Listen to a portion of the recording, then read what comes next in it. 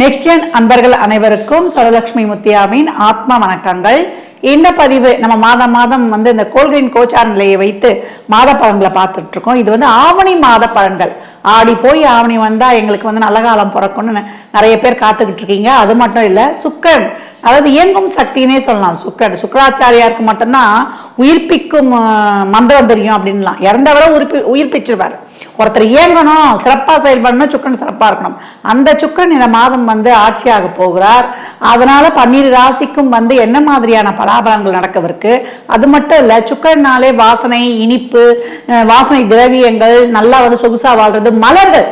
அப்ப இந்த 12 ராசிக்காரர்களும் ஆண் பெண் இருவரும் என்ன மாதிரியான மலர்கள், ஆண்கள் உடன் வைத்துக்கலாம், பெண்கள் தலையில நம்ம மலரை எப்படி சூடுவது, நம்ம எப்படி ஒரு சிகை அலங்காரம் பண்ணுவது, இதனால் என்ன மாதிரியான அதிர்ஷ்டங்களை நம்ம வரவழைத்துக் கொள்ளலாம் என்பதை பதிவுல காணவிருக்கிறோம்.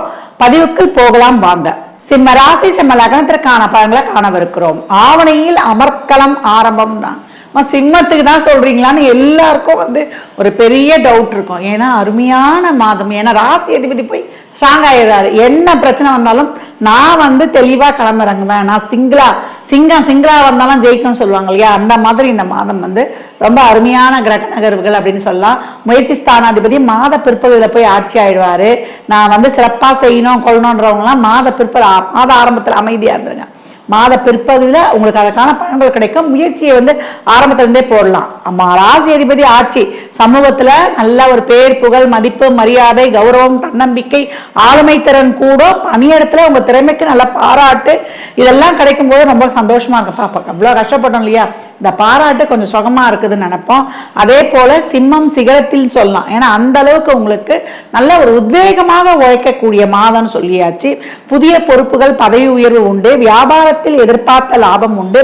மேலதிகாரி ஆதரவு கொடுப்பார் பார்த்தீங்களா, அதுதான் ரொம்ப ரொம்ப சந்தோஷமா இருக்கும். கவலைப்படாதப்பா, நான் இருக்கேன், உனக்கு ப்ரமோஷனுக்கு எல்லா சப்போர்ட்டும் பண்றப்பா, உனக்கு திறமை இருக்குப்பா, நீ முன்னுக்கு வாப்பா அப்படின்னு சொல்லுவார். அப்ப எவ்வளோ ஒரு ஹாப்பியா இருக்கும் உங்களுக்கு. அதே போல குடும்பத்துல உங்களுக்கு கணவன் மனைவிக்கிடையே புரிதல் ஏற்படும். சுக்கர் உட்காந்துட்டாரு, பேசி தீர்த்திக்குவீங்கன்னு சொல்லியாச்சு. அதே போல காதல்ல வேகம் காட்டாம கனிமா பேசும்போது திருமணத்துல போய் முடியும்லாம். குடும்பத்தில் அமைதி, மகிழ்ச்சி இதெல்லாமே நடைபெறும். தந்தை வழி ஆதாயம், தந்தை வழி உறவுகளோட ஒரு நல்ல இணக்கம். அதே போல அனுசரிச்சுட்டு போனீங்கன்னா இந்த பலன்கள் ரொம்ப ரெட்டிப்பு மடங்கா நடக்கும். பணவரவு சிறப்பா இருக்கும். சேவையற்ற தலைவர்களை கட்டுப்படுத்திக்கோங்க. பெண்களுக்கு மனநிறைவா செயல்படுவீங்க. இது வரைக்கும் ரொம்ப மன கஷ்டம்லாம் இருந்தது இல்லையா, அதெல்லாம் தூக்கி தூரமா வச்சுட்டு உங்களுக்கு தேவைப்பட்ட ஆடை, ஆபரணங்கள், குடும்ப பிறந்த வீட்டுக்கு போறது. ஏன்னா பெண்களுக்கு சந்தோஷமே அதான், ஒரு சுப நிகழ்ச்சிகளை கலந்து கொள்வது, இல்லை உங்க வீட்டில் சுப நிகழ்ச்சிகள் இருப்பது, பிள்ளைகளுக்கு நல்ல காரியங்கள் செய்து பார்ப்பது, இதெல்லாம் ரொம்ப சிறப்பா இருக்கும். மாணவர்களுக்கு முயற்சி திருவிடையாக்குன்னு சொல்லியாச்சு. அருமையான மாதம் சொல்லுவோம் இல்லையா, புத ஆதித்ய யோகம். நீங்க நினைச்சதுதான் நடக்கும். நீங்க வெற்றியாளரா சாதிப்பீங்க, உலா வருவீங்கன்னு சொல்லலாம். வயதானவர்களுக்கு உடல் நலனில் கவனம் தேவை. ஏன்னா அஷ்டம சனி போய்கிட்டு இருக்குது, மறக்கவே கூடாது. வயிறு, மூட்டு சம்பந்தப்பட்ட வலி இதெல்லாம் இருக்கும். கால்சியம் சார்ந்த உணவுகளை அதிகமாக எடுத்துக்கொள்ளணும் சொல்லியாச்சு. அதனால முதலீடு செய்யும் போது எதிரமாக கவனம் இருக்கணும். முதலீடு செய்யும் போது கவனமாக இருக்கணும். அதே போல ஆடம்பர செலவை குறைத்து கொள்ளணும். பெரிய அளவில் கடன் வாங்குவதை தவிர்த்து கொள்ளணும். எல்லா விஷயத்திலையும் கொஞ்சம் கோபத்தை குறைச்சி கொஞ்சம் நிதானமா கடந்து வந்துட்டீங்கன்னா ரொம்ப அருமையாக இருக்கும். தாய் வழி, தந்தை வழி இருந்த மனக்கசப்புகள்லாம் நீங்கி இந்த காலகட்டம் உங்களுக்கு சாதகமான சூழல் ஏற்படும் சொல்லலாம். இப்ப சிம்மராசி இந்த மாதம் என்ன பூவை உங்களுக்கு அதிர்ஷ்டம் தரும் அப்படின்னு பாத்தீங்கன்னா, இந்த மாதம் மட்டும் இல்லை, எப்பவுமே உங்களுக்கு சிகப்பு ரோஜா, பன்னீர் ரோஜா இது ரொம்ப சிறப்பு தரும். பெண்கள் நடுமத்தியில தான் வைக்கணும், ஆண்களுடன் வைத்துக் கொள்ளலாம்.